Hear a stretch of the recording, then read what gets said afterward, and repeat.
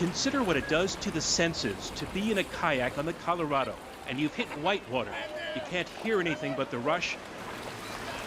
The horizon is all over the place. There is spray in your face, violent drops, wicked turns, and fear when it seems it's the river in control and not you. In short, it's total sensory overload, total adrenaline rush.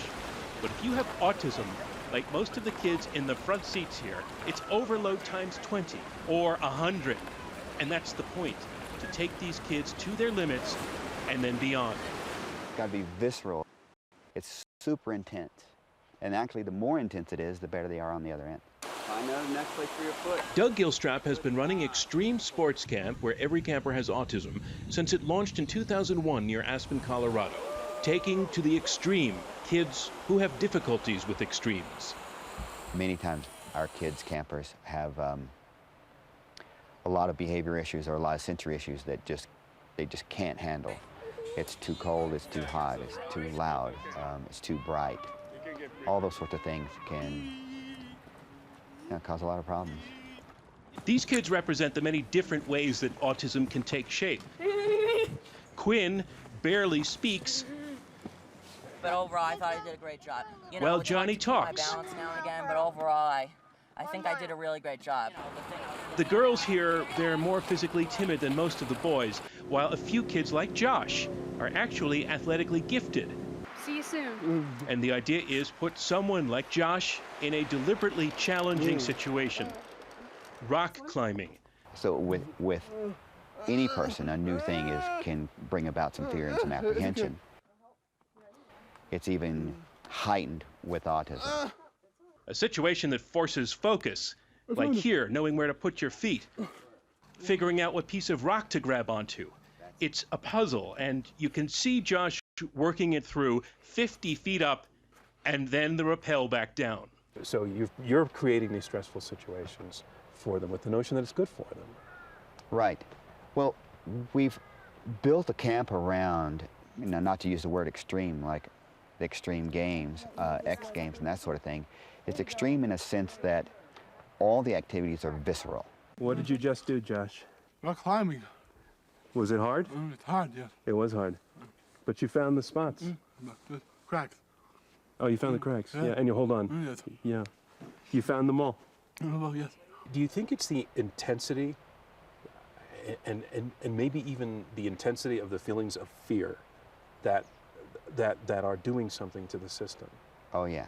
The greater the adrenaline shock that I can put to the system, the brain, the body, and then the endorphin rush that comes in post-adrenaline rush is what gets the most relaxation and calm. When they're back in a normal situation, they have better ability or capacity to be in control. Help! Hold on to me!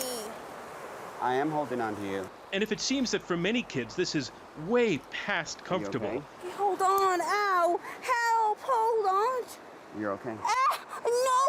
Hold on! Yes, you're okay. I'm holding on. Again, that is the point. You wanna hold me? This rope course goes over a river and then back again and then up to tree level.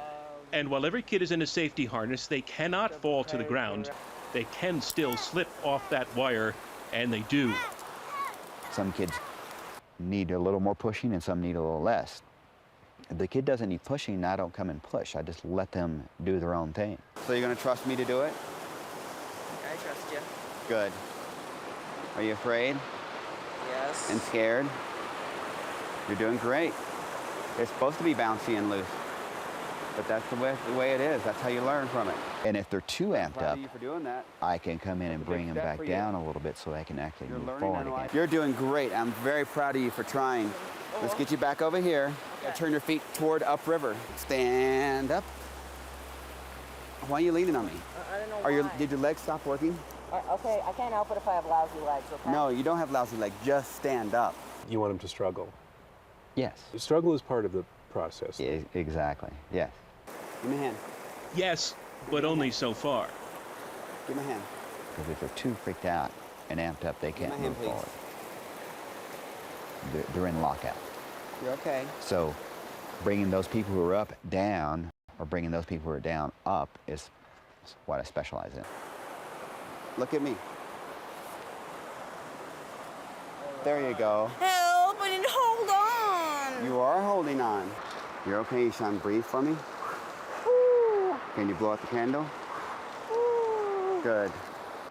But with that heightened apprehension, if we make it up over the hump and on to the other side, then we get what we're looking for. There you go. Hold on. I think you can hold on and you do it. Yay, Ishan, doing it by yourself. How was it? They make it as fun as they can.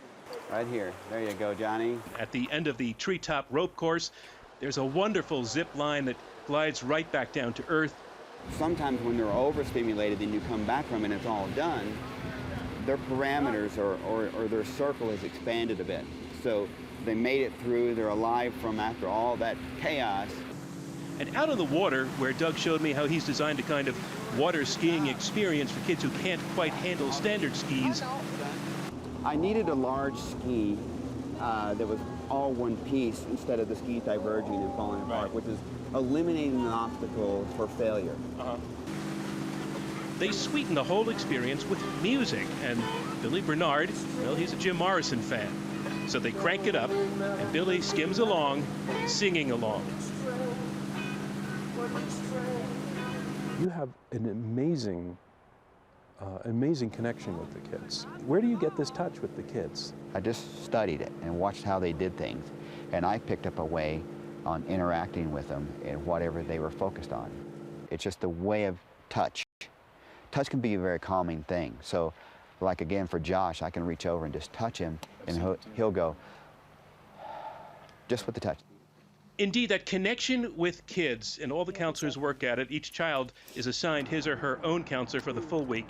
It's what makes it possible in the first place for a kid to step on that wire, or hang on to that wall, Use the rock, okay? or just to get through the bus rides between events. Where you go, buddy? The real test of whether this is working, most of the kids, they come back year after year. Good job, Robert. For another taste of the extreme. I'm John Donvan for Nightline in Colorado.